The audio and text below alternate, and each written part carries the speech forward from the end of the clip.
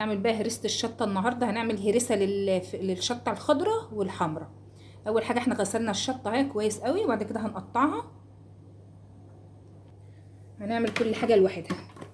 اول حاجة تلبسوا جلافز كده علشان اللي عنده حساسية من الشطة. جبنا الشطة بقى نقطعها كده. بسم الله الرحمن الرحيم. هنشيل بس القمع بتاعها ده.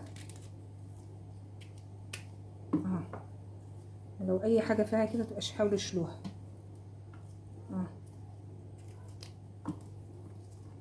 كده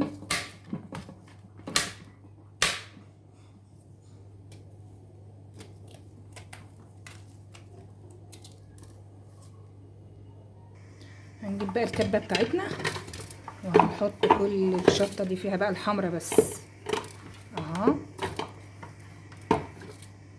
ماشي. هنحط ايه بعدها؟ هنجيب بقى 7 فصوص توم كده هنحطهم هنا.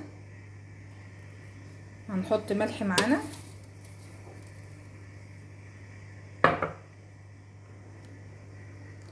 حطينا الملح. هنجيب بقى معلقة خل واحدة صغيرة، معلقة خل بس واحدة. حاولي ما تكتريش عشان ما تعملش ايه معاكي، ما تنزلش ميه كتير.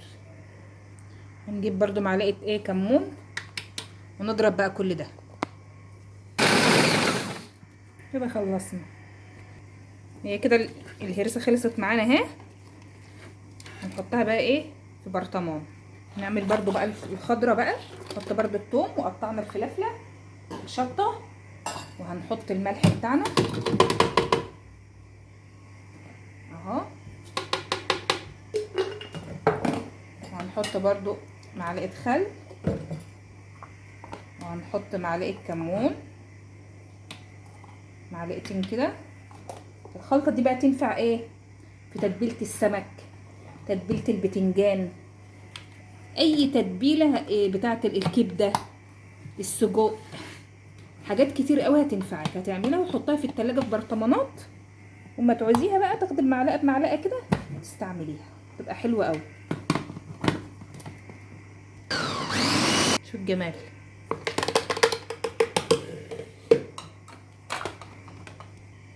هنجيب بقى علبة برضو كده.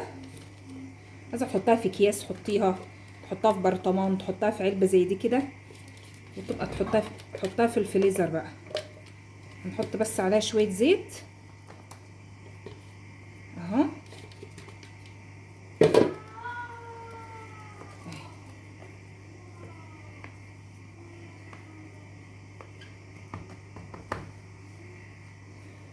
ماشي. نجيب بقى نحط عليها شوية زيت زيتون او اي زيت على الوش كده اهي.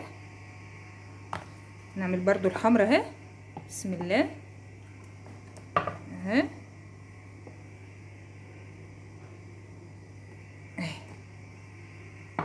بس كده يبقى هي عندك عملت ايه هريسة الشطة، تبقى جاهزة معاكي. ايه رأيكم؟ متنسوش بقى تعملوا لنا لايك واشتراك في القناة عشان قناتنا تكبر كده.